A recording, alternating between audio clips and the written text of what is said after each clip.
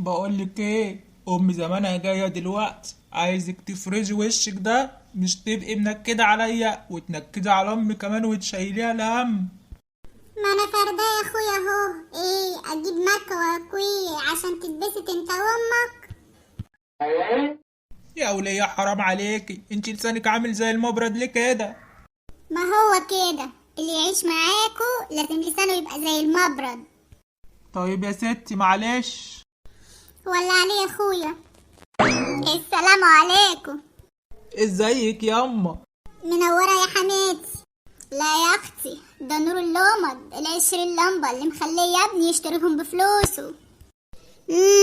ابتدينا. اقعدي يا اما، اقعدي كده ورحراحي. قعدت اهو يا حبيب امك. وايه اخبار الدنيا معاك يا حبيبي، لسه ملطشة؟ ايوه يا اما. معلش يا واد، ده كل اللي انت فيه ده تكفير ذنوب. بما انك عارفة ربنا كده يا حماتي، ما تدعيله. طب انت تعرفي بقى ان امي دي دعوتها مستجابه؟ ايوه صحيح، دعوتي مستجابة. طب ما تدعيله دعوة حلوة كده يا حماتي. ما بلاش. لا يا اما صح، ادعي لي دعوه حلوه كده بالله عليكي. يا ابني بلاش. لا لا ادعي. ادعي. طيب انتوا حرين بقى. يا رب اي حاجة عاملة لابني مشاكل في حياته اخفيها خالص.